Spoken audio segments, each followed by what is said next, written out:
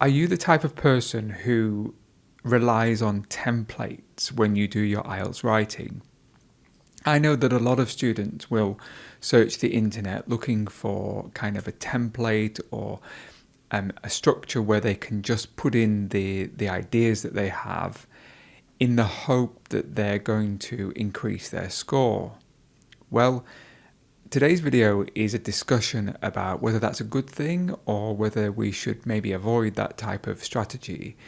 And the reason why I've decided to talk about this today is because somebody contacted IELTS Daily on Instagram. They sent a message which was a picture of a template, and I saw this picture and I looked at the template and I thought, this is actually quite damaging to students who really need a good score. Following the discussion with the other channel, I realised that a lot of people who want to help others, like other IELTS channels, are actually causing problems for students. So if you want to hear more about this is a discussion about this topic, and I'll talk to you about why this type of methodology and this method isn't the best kind of course of action. So we're going to start very soon. My name's Chris from IELTS Daily. Let's go.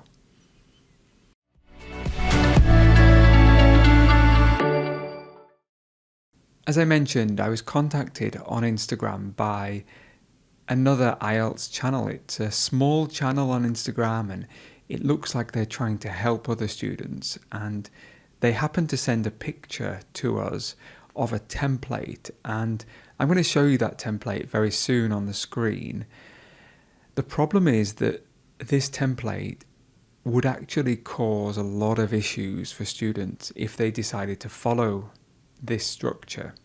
And I thought I would do the right thing, and I contacted the channel and I told them that if students follow this template, they would probably score a band 5, maximum band 5.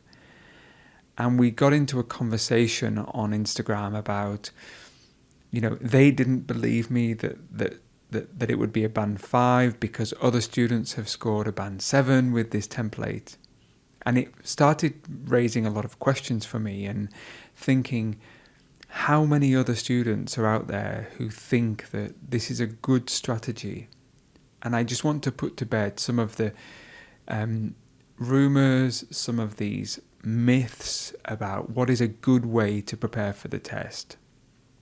So we're going to get up on the screen now the sample answer, and you'll see that it says at the top essay format, and this is trying to solve an advantages and disadvantages, agree, disagree, reasons, and discuss both views. Well, the first thing that I would say is that there is no template which would solve or answer all of those types of essay questions. And we really have to remind students that there's no one-size-fits-all strategy for each essay that you do. The most important thing that when you're writing an essay is that it has to be natural. It has to be something which isn't memorized. And you'll see on the screen that this particular essay is very memorized, and at times it's actually really problematic. Some of the language they use in there is erroneous, it's not correct, it's not something which is accurate, and we'll have a look at each part as we go through. So the first paragraph is, and I'll read it aloud and we'll talk through some of the ideas. It says, in this concurrent world, it is undoubtedly true that, and then the student is required to insert a common line of the topic. Well, first of all, in this concurrent world is erroneous, it's faulty, it's not good English. So they're already starting on a bad foot. The word concurrent means at the same time, and so you can't really say in this concurrent world. Then just leaving a space to put your ideas in is not a great way to do it. So not a great start. It then continues. First of all, there's no space after the full stop. The full stop should have a space after it. And in the computer-delivered test, you'll be picked up for punctuation marks. So it's really important that you put the space in there. Some people concur that and the opposite of your opinion. So the word concur is an intransitive verb, and you would just say, I concur, which means I agree. You don't really concur that. It's not a transitive verb. I believe that X, Y, Z. But we wouldn't normally say, I concur that in this case. So again, faulty language. Then it continues with, again, however, it doesn't have a space before it. It should have a space after the full stop. It said, however, I quibble from and propound that. This is extremely problematic because the word quibble means to disagree or to argue, and it doesn't mean I argue or put forward a case that.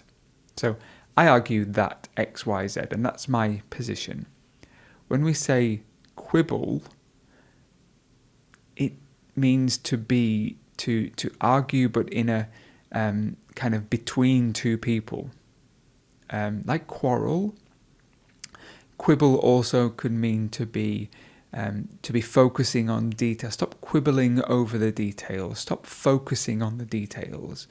So quibble here is really the wrong verb. Further to that, we would never say to quibble from. So they've used, however, I quibble from, and that's using the wrong preposition. It continues and says, and propound that. Again, incorrect verb, it doesn't make sense. Then they've included, you've got to put your opinion in. The whole of the introductory paragraph is problematic.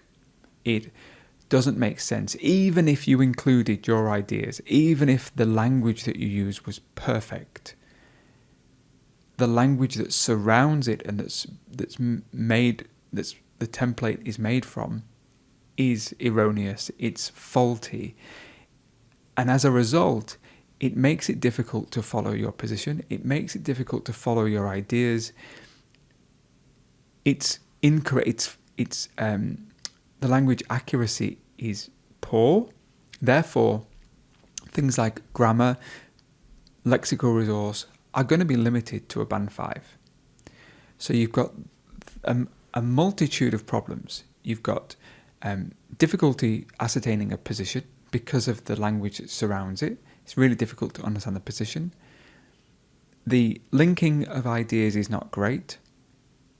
The vocabulary and the grammatical accuracy are poor, and therefore, even from this first paragraph, I would say that it would be really, really, really difficult for any candidate to score above a band 5 here.